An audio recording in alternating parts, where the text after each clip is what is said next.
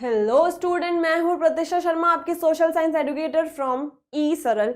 आपकी 15 minute series का हम नेक्स्ट चैप्टर करने जा रहे हैं जिसका नाम है इलेक्टोरल पॉलिटिक्स, जिसके अंदर हम समझेंगे इलेक्शन क्या होते हैं, क्यों होते हैं, पॉलिटिक्स का क्या रोल होता है, कौन लोग होते हैं जो कि इलेक्शन में इन्वॉल्व होते हैं। इसके लिए अब हम चलते हैं, समझ लेते हैं कि इलेक्शन कैसे होते हैं, क्या प्रोसीजर होता है, क्यों होते हैं, रीजन क्या होता है और इलेक्शन होते क्या हैं, इसकी डेफिनेशन क्या होती है। इसको समझने के पहले हम चलते हैं 1987 में, पुराने टाइम में, जिसमें हम समझेंगे हरियाणा असेंबली इलेक्शन के बारे में। इसमें दो पार्टी आमने सामने उतरी थी। पहली थी इंडियन नेशनल कांग्रेस, जिसको लीड कर रहे थे भजन लाल। हमें भी पता है कांग्रेस पार्टी इंडिपेंडेंस के टाइम से ही, उसके पहले से ही काफी पॉपुलर है, तो इसके पास तो ऑलरेडी बहुत ही सपोर्ट था। इनके अगेंस्ट खड़े होने की हिम्मत करी थी हमारी इंडियन नेशनल लोकदल पार्टी ने, जिसको लीड कर रहे थे देवीलाल जी। देवीलाल जी ने एक मास्टर स्ट्रोक खेला। इन्होंने फार्मर्स को बोला, जो कि 80-90% लोग फार्मिंग में ही इन्वॉल्व थे, उनको बोला कि भाई हम तुम्हारा लोन माफ करा देंगे, जितना भी तुमने खेती के नाम पे लिया होगा ऑब्वियसली उसी के नाम पे लेंगे। तो फार्मर्स को ये मास्टर स्ट्रोक आया पसंद होता, अपना फायदा देखेंगे, होगी नहीं कांग्रेस पॉपुलर, हमें क्या मतलब, देवीलाल जी हमारा माफ करवा रहे हैं लोन, हम तो इन्हीं को वोट देंगे। और हुआ भी यही, देवीलाल जी जीत गए इसी मास्टर स्ट्रोक की वजह से। और आप मानेंगे नहीं कि 90 सीट्स थी तब हरियाणा असेंबली में, और 76 सीट्स तो केवल आपको लोक दल और उसकी अलाइंस पार्टी को मिली, जो कि बीजेपी थी मेनली। अलाइंस पार्टी क्या होती है, इलेक्शन के पहले जो दो पार्टी मिलकर दोस्ती कर लेती है, अलायंस कर लेती है कि हम साथ में मिलकर गवर्न करेंगे, वो अलायंस हो जाती है। और इन्हीं को जीतने के बाद कोलिशन गवर्नमेंट भी बोलते हैं। एंड 76 सीट्स में से 60 सीट्स तो केवल अकेली देवीलाल जी की पार्टी लोकदल पार्टी को ही मिल गई थी।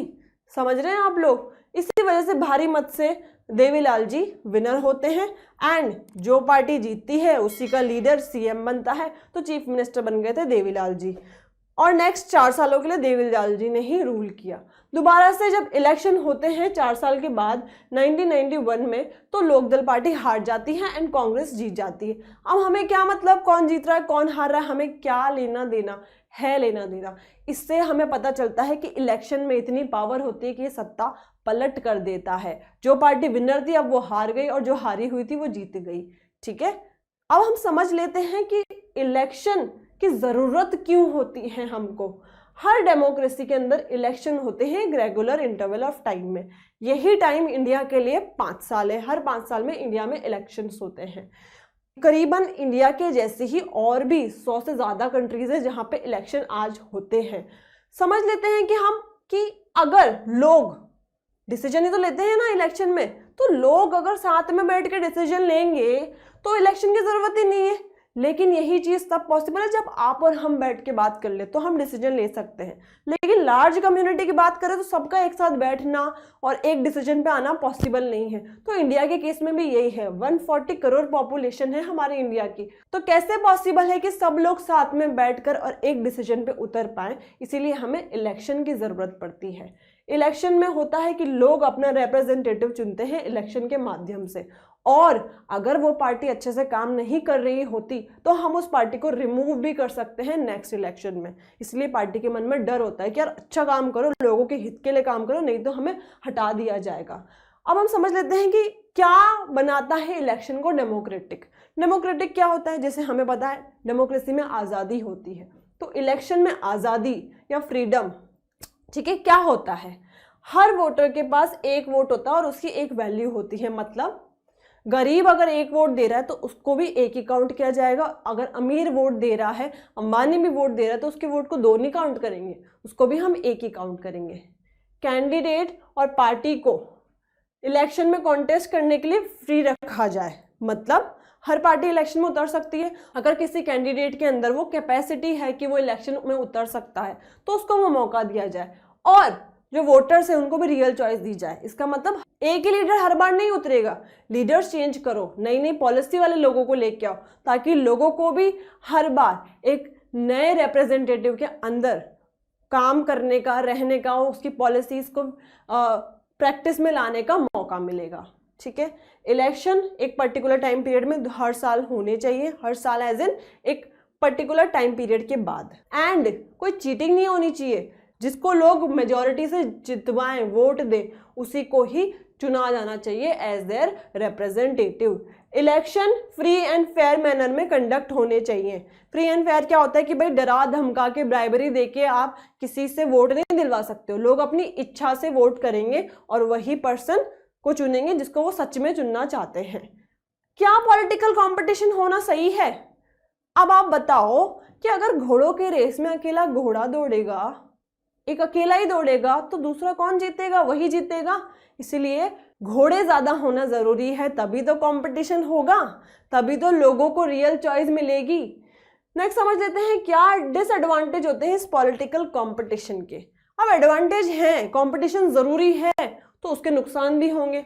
लोग डिवाइड हो जाते हैं, जैसे हमने पढ़ा था, कुछ लोग नेशनल कांग्रेस को वोट दे रहे होंगे, कुछ लोग लोकदल पार्टी को वोट दे रहे होंगे, तो लोगों में अलगाव की भावना तो आई ना। पॉलिटिकल पार्टी में क्या होता है कि जब इलेक्शन में उतरते हैं तो लोग एक दूसरे को ब्लेम करते हैं, नीचा दिखाते हैं, स्ट्रैटेजीज खेलते हैं। पार्टीज कुछ डर्टी ट्रिक्स प्ले कर सकती हैं इलेक्शन जीतने के लिए, जैसे लोगों को फोन बांट रही हैं, लोगों को भड़का रही हैं, किसी भी तरीके की डर्टी ट्रिक प्ले हो सकती है। इसीलिए हमारे कॉन्स्टिट्यूशन ने बहुत सालों पहले ही एक फ्री कंपटीशन इंट्रोड्यूस कर दिया था, क्योंकि उनको पता था कि यही सिस्टम होगा जो लंबे टाइम तक इंडिया जैसी बड़ी डेमोक्रेसी में चल सकता है। आज लीडर्स जो हैं हमारे, वो कंट्री को या पीपल को सर्व करने के लिए नहीं बनते, वो इलेक्शन फाइट करते हैं ताकि उनके पास पोस्ट आए, उनके पास अथॉरिटी आए, वो पावर में जाएं। अब सत्ता पहले जैसी नहीं बची है। पॉलिटिकल कंपटीशन लेकिन ज़रूरी भी है। क्यों है? क्योंकि अगर लीडर लोगों के अकॉर्डिंग वर्क करेंगे तो उनकी पॉपुलैरिटी बढ़ेगी और उनका विनिंग चांस भी बढ़ेगा। जैसे लोकदल पार्टी का हुआ था, उन्होंने लोगों की इच्छा के मुताबिक ऐसी पॉलिसी रखी जो लोग चाहते थे और इसीलिए लोकदल पार्टी जीत गई थी। अगर लीडर को नहीं वर्क करना है लोगों की इच्छा के मुताबिक, then they will not be able to win the next election. और फिर अगर वो लोगों की इच्छा के अकॉर्डिंग काम नहीं करेंगे तो लोग उन्हें अगले इलेक्शन में नहीं जितवाएंगे। हमारा सिस्टम क्या है इलेक्शन का? लोकसभा इलेक्शन हम देख लेते हैं। लोकसभा के इलेक्शन सेंट्रल लेवल पे होते हैं। इंडिया की पॉपुलेशन के अकॉर्डिंग उसको छोटे छोटे कॉन्स्टिट्यूंसीज में डिवाइड कर दिया जाता है और हर कॉन्स्टिट्यूंसी से एक लीडर को, रिप्रेजेंटेटिव को चुना जाता है और उनमें से ही हम चुनते हैं हमारे प्राइम मिनिस्टर को। इसी तरीके से विधानसभा के इलेक्शन होते हैं। विधानसभा के इलेक्शन स्टेट लेवल पे होते हैं, जैसे हमने हरियाणा असेंबली के इलेक्शन देखे थे, वही होते हैं विधानसभा के इलेक्शन, और उन्हीं से ही बनते हैं चीफ मिनिस्टर, जैसे देवीलाल जी बने थे। और ये दोनों ही इलेक्शन 5 सालों के अंतराल में होते हैं। अब हम देख लेते हैं कि ये जो इलेक्शन हो रहे थे इनको कुछ तो बोलेंगे। These election are called general election, जो कि हर 5 सालों में होते हैं, जैसे लोकसभा के इलेक्शन। ठीक है।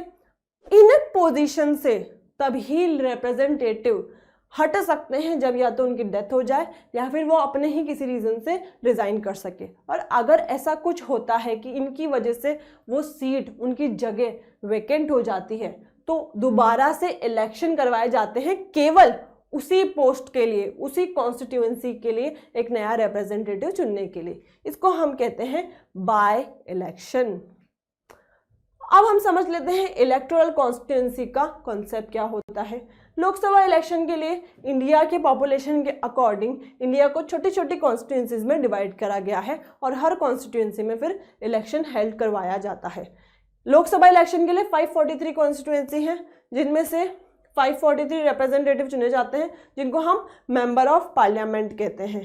और इसकी कॉन्स्टिट्यूएंसीज पॉपुलेशन लेवल पे डिवाइड होती है और इक्वली डिवाइड होती हैं।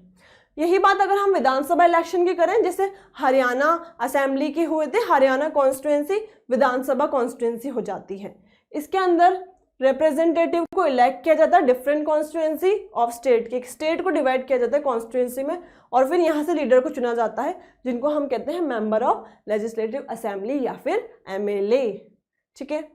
अगर इसी को हम बात करें लोकल इलेक्शन की, जैसे पंचायत गांव लेवल पे होते हैं, विलेज लेवल पे, या फिर नगर पालिका जो म्यूनिसिपैलिटी के इलेक्शन होते हैं, जो कि विलेज और सिटी को डिफरेंट वार्ड में डिवाइड किया जाता है और फिर हम हमारा वार्ड पार्षद चुनते हैं। अब हम समझते हैं रिजर्व कॉन्स्टिट्यूंसीज।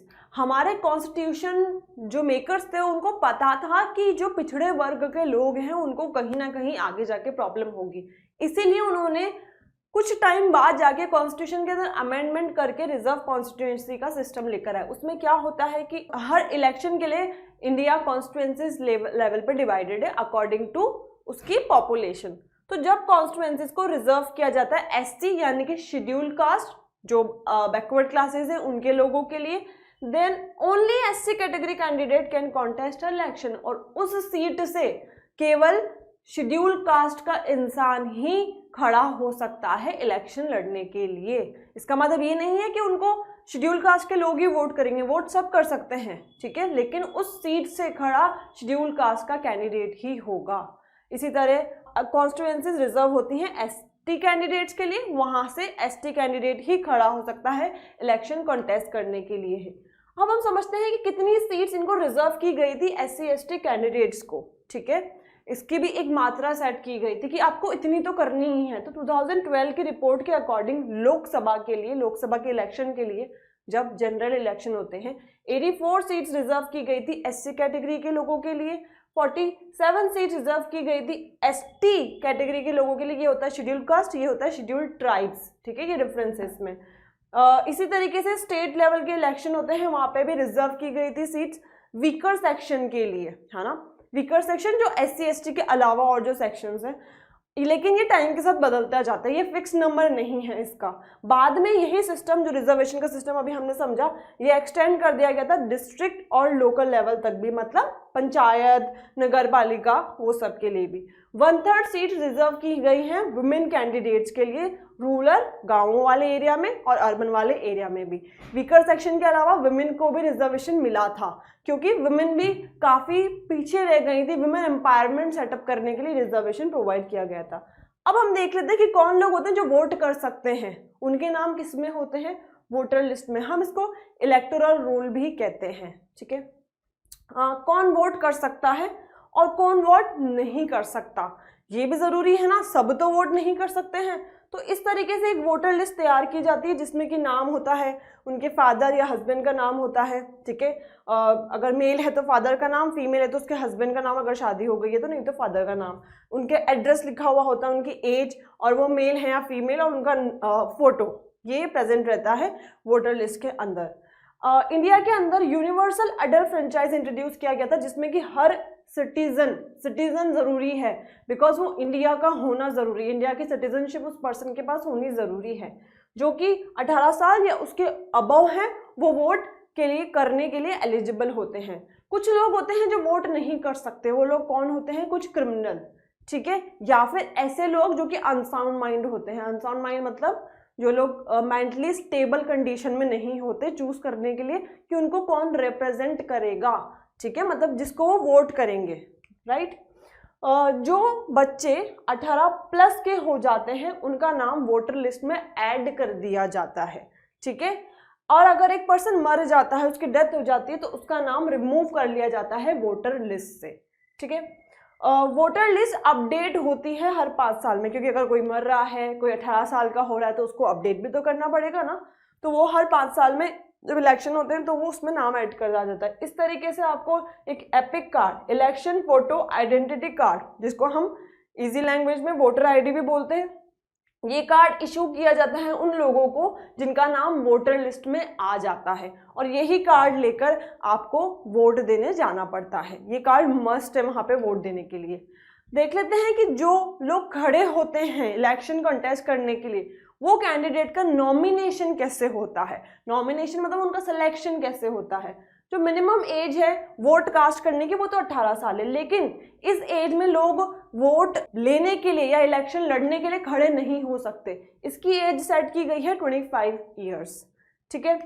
हर पर्सन जो इलेक्शन कॉन्टेस्ट करना चाहता है उसको एक नॉमिनेशन फॉर्म फिल करना पड़ता है। जैसे हम स्कूल में जाते हैं तो एक एप्लीकेशन फॉर्म फिल करते हैं, वैसे ही इलेक्शन के लिए नॉमिनेशन फॉर्म होता है। उस पर्सन को एक अमाउंट देना पड़ता है सिक्योरिटी डिपॉजिट।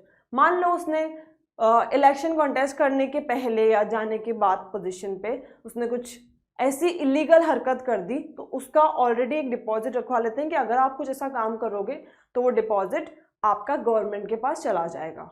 ठीक है, कैंडिडेट को एक लीगल डिक्लेरेशन भी करना पड़ता है। लीगल डिक्लेरेशन अबाउट व्हाट, कि वो कितना पढ़ा लिखा है, उसके पास कितनी प्रॉपर्टी है, उसके परिवार के पास कितनी प्रॉपर्टी है, उसके ऊपर का क्या कोई क्रिमिनल केस तो नहीं चल रहा है। इलेक्शन कैंपेन भी वही कैंडिडेट कर सकते हैं। उस इलेक्शन कैंपेन में क्या होता है कि आप रैली कर सकते हो, आप पब्लिक मीटिंग्स कर सकते हो, जो आपके सपोर्टर्स हैं, जो आपके पार्टी के लीडर्स हैं, उन सबके साथ मिलकर इंटरव्यूज़ कर सकते हो। आप अपनी पॉलिसीज़ के बारे में लोगों को बता सकते हो कि क्यों लोग आपको चुने। इसके अलावा आप एडवर्टीजमेंट करवा सकते हो, जैसे हमारी बीजेपी सरकार भी करवाती है, अब की बार मोदी सरकार टाइप स्लोगन करके, एडवर्टीजमेंट करके, बोर्ड्स लगवा कर। ठीक है, और इलेक्शन कमीशन इस काम के लिए आपको 2 वीक देती है आपकी कैंपेनिंग के लिए। ठीक है, अब हम देख लेते हैं कुछ फेमस और सक्सेसफुल स्लोगन। जैसे अभी मैंने बताया आपकी बार मोदी सरकार, वैसे ही 1971 के लोकसभा इलेक्शन में इंदिरा गांधी जी ने गरीबी हटाओ का स्लोगन दिया था, जो काफ़ी पॉपुलर हुआ था। ऐसे ही बीजेपी ने सेव डेमोक्रेसी का स्लोगन दिया था। 1977 की बात करें तो बंगाल असेंबली इलेक्शन में लेफ्ट फ्रंट ने लैंड फॉर टिलर का स्लोगन दिया था। 1983 में आंध्र प्रदेश असेंबली इलेक्शन में तेलुगु देशम पार्टी ने के एनटी रामा राव जी ने protect the self respect of Telugus का स्लोगन दिया था। अब हम बात कर लेते हैं कि क्या what can political parties and candidate not do during an election campaign, क्या कर सकते हैं ये हमें बता दिया। अब आता है क्या नहीं कर सकते। ठीक है, तो लोगों से वोट आप नहीं मांग सकते, उनको डराकर या उनको पैसे देके, ब्राइबरी से आप उनसे वोट नहीं मांग सकते हो। आप उनसे वोट नहीं मांग सकते हो आपकी रिलीजन के बेसिस पे, आपकी कास्ट के बेसिस पे, कि हम सेम कास्ट के यार तो हमें वोट दे दे, ऐसे नहीं कर सकते। इलेक्शन कैंपेनिंग अमाउंट सेट किया गया है कि 25 लाख रुपए से ज़्यादा एंड 10 लाख रुपए से ज़्यादा। 25 लाख तो लोकसभा के लिए, 10 लाख हमारी असेंबली इलेक्शन के लिए। आप इससे ज़्यादा अमाउंट नहीं खर्च कर सकते हो कैंपेनिंग करने के लिए। ठीक है, आप इलेक्शन के नाम पर, मतलब किसी भी प्लेस ऑफ वर्शिप, भले वो कैसी भी हो, हिंदू मुस्लिम सिख ईसाई, किसी भी प्लेस ऑफ वर्शिप को प्रोपेगेंडा नहीं बना सकते हो, मुद्दा नहीं बना सकते हो इलेक्शन का। अगर एक बार इलेक्शन अनाउंस हो जाते हैं तो जो मिनिस्टर्स रहते हैं वो किसी भी नए प्रोजेक्ट को स्टार्ट नहीं कर सकते गवर्नमेंट के नाम पे या गवर्नमेंट के पैसे को इस्तेमाल करके।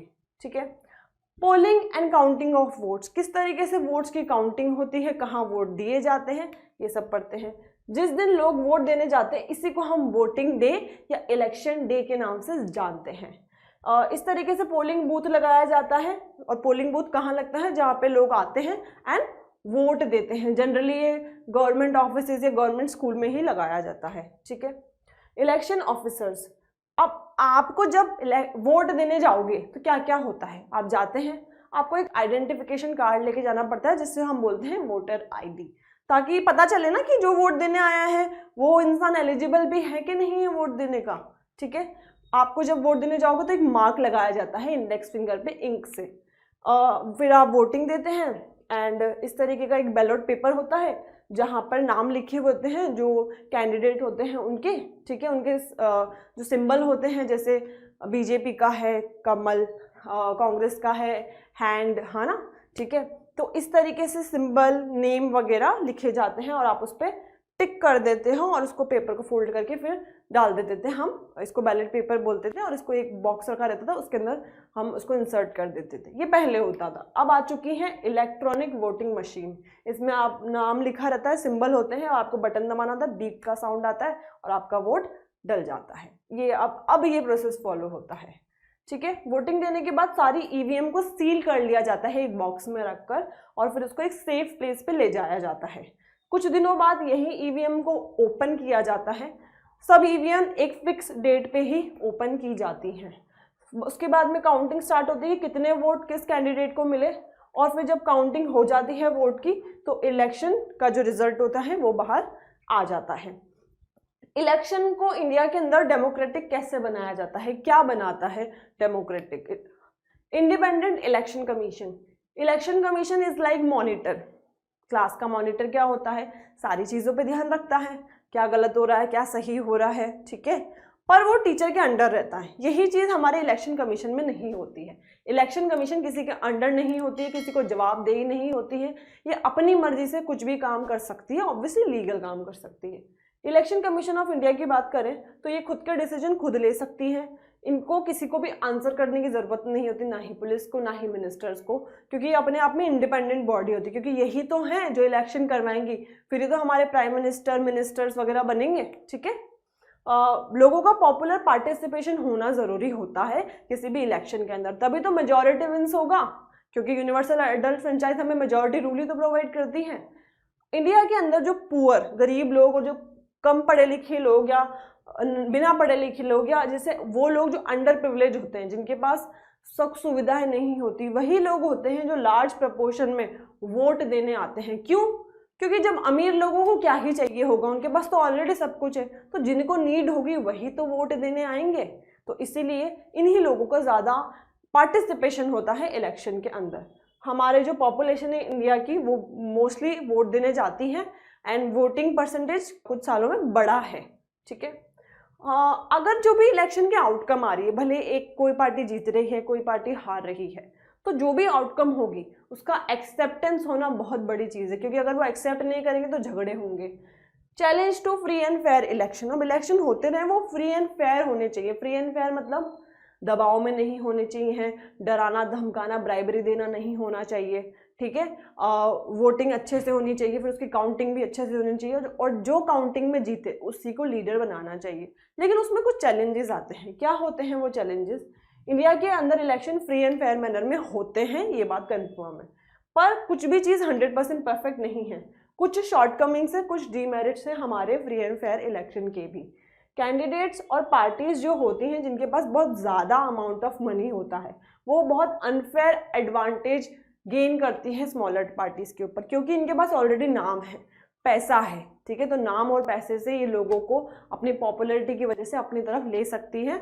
वही चीज़ स्मॉल पार्टीज नहीं कर पाती हैं। जिन कैंडिडेट का क्रिमिनल कनेक्शन होता है वो क्या करते हैं, पार्टीज में अपना दबदबा बना के रखते हैं और वही as a representative as a leader उतर जाते हैं। तो जब वोटर्स के पास चॉइस ही नहीं बचेगी तो उनको उसी पर्सन को वोट देना पड़ेगा ना। अब आते हैं कुछ ऐसी फैमिलीज होती हैं जो डोमिनेट करती हैं पॉलिटिकल पार्टी को। एक परिवार सत्ता में बैठा हुआ है एक पार्टी में, फिर वो सत्ता छोड़ेगा ही नहीं, उसी के परिवार के आगे के बच्चे, बच्चों के बच्चे उस पार्टी के लीडर बनते जाते हैं, है ना। तो क्या होता है, जो लोग होते हैं उनको नई पॉलिसीज नहीं मिलती, उनको बार बार सेम तरीके के लीडर्स से ही रिप्रेजेंट होना पड़ता है, उन्हीं को चुनना पड़ता है, क्योंकि वोटर्स के पास फिर चॉइस नहीं रहती है। कुछ इलेक्शन बहुत लिटिल चॉइस ऑफर करता है, मतलब पार्टीज क्या करती हैं, जो मेजर पार्टीज होती है वो वही रहेंगी। ठीक है, वही कांग्रेस वही बीजेपी, ज़्यादा पॉलिसीज में डिफरेंस नहीं होगा। तो वोटर्स के पास चॉइस नहीं बचती, उनको जो पार्टीज चली आ रही हैं मेजर पार्टी, उन्हीं को उनको वोट देना पड़ता है। कुछ पार्टीज ऐसी होती हैं एंड इंडिपेंडेंट कैंडिडेट, उनको बहुत बड़ा डिसएडवांटेज सफ़र करना पड़ता है बड़ी पार्टीज में। अब कुछ ऐसे लोग होंगे जो कि बहुत कुछ करना चाहते होंगे देश के लिए, पर बड़ी पार्टी में उनको आगे जाने ही नहीं दिया जाता, उनको हमेशा पीछे रखा जाता है ताकि कहीं वो पॉपुलर ना हो जाए लोगों के बीच में। ठीक है, तो ये एक बहुत बड़ा डिसएडवांटेज होता है पार्टीज के अंदर भी। यही होता है हमारा chapter complete. I hope you guys like it. Thank you so much.